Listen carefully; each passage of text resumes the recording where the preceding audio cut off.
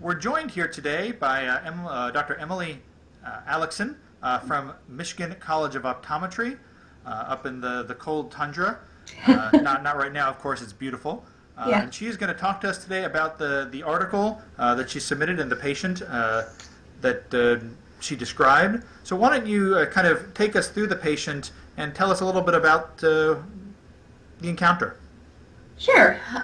So I worked with this patient for most of my residency year, so it was a pretty long course of therapy, but she had kind of gotten started with vision therapy and had only had a few sessions, and then I was the resident and kind of took over the management of her case. But, pardon me, I'm getting over a little chest cold here, but basically, she was a 21-year-old female. She knew she had this long-standing vertical deviation and was just kind of frustrated with how heavy her glasses were, how, she really wanted to wear contacts. She's 21 years old. She wanted to have that option.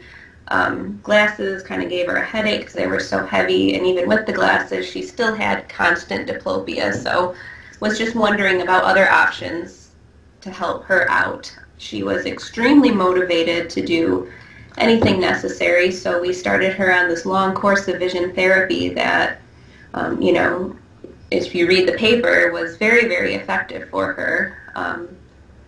Spent a lot of time working with her, almost a year of therapy, and she's very compliant with all the home activities, really worked on her horizontal fusional ranges and adding vertical stress prism to even stress her to kind of work her vertical fusion in the opposite way. But yeah, in the end, she was able to wear contacts. She's very comfortable. We removed the prism from her glasses, and she's just overall very happy with the results. So in a patient like this, had the patient been told previously that there was nothing that could be done, or had she tried other treatments? The only treatment she's ever had was vertical prism in the glasses, and was always told that's pretty much all there is for you. So just if you can remind everybody, when she started therapy, what amount of vertical prism was she using?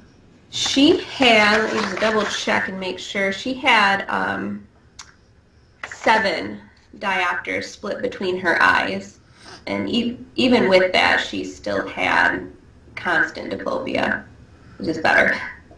Okay, and by the time you were done with the therapy, were you able to reduce the amount of prism? To nothing. She has no prism in her glasses.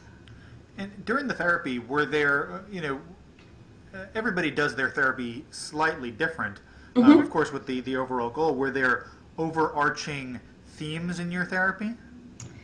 Yeah, I would say that the biggest theme throughout the therapy was really stressing the horizontal fusional ranges, because if we could get her kind of locked in, so we would start with the minimum amount of prism that we needed to get her to fuse, and then really work those horizontal ranges around there, and then decrease the prism, get her fusing with less prism, really work those horizontal ranges. So once we got those nice and strong, it almost kind of compensated for the vertical ranges.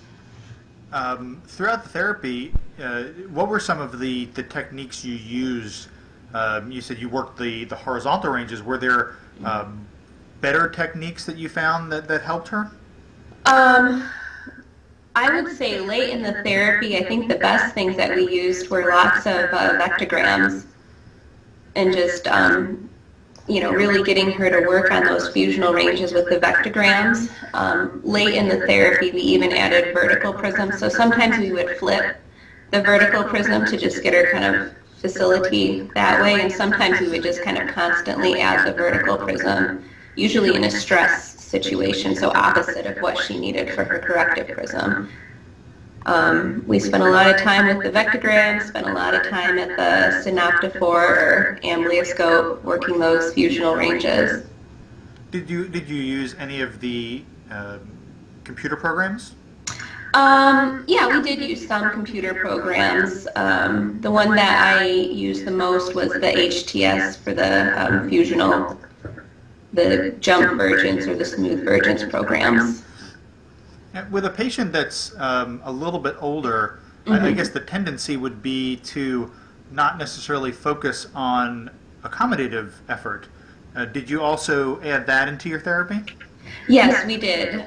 We did a lot of, as far as accommodation, this particular patient was also in a doctorate program, so she definitely did kind of have some strain with accommodation. So we did a lot of near-far activities, working on facility, did a lot of the telebinocular, reading the story cards, so kind of sustaining accommodation and emergence that way.